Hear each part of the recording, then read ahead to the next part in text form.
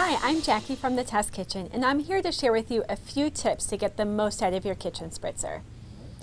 Here I have the kitchen spritzer already disassembled, so that way we can go through the parts and pieces. So first we have the bottle with the sleeve. Both pieces are dishwasher safe, and you can actually remove the sleeve for dishwashing. You'll also see that we have a fill line, and this is really important because you do not want to fill the oil beyond that fill line. So I'm using canola oil here, but other oils can work well too, like olive oil or grapeseed oil. And so it's important to stay under that line because that's going to give you the right air to oil ratio to get a nice fine mist. All right, so here we have the pumping mechanism, and I do want to pop this collar off to show you one thing.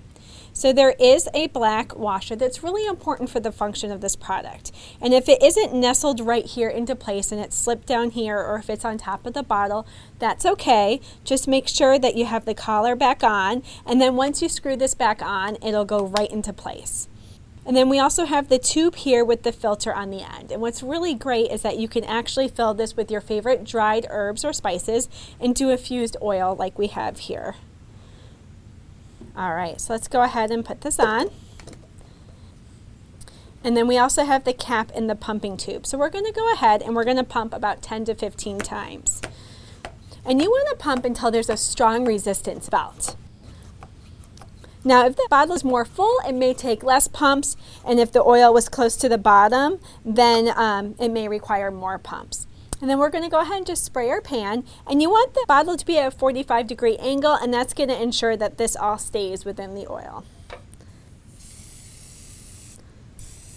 And then we have a nice fine mist. You have a little bit of droplets. And that's all going to be due to the type of oil you use. Again, we're using canola, but if you used a thicker oil like olive oil, you may notice a little bit more sputtering or larger drops. And that's completely normal. It's all due to the type of oil you use and the thickness.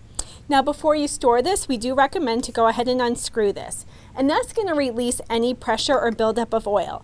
And that's also going to prevent clogging over time. Now, for best maintenance, we recommend deep cleaning 1 time a month. So to deep clean, you would remove the oil, and then you would fill this with hot soapy water, again up to the fill line. And you would go ahead and spritz that through, and that's going to help clean these parts because this piece and this piece are hand wash only.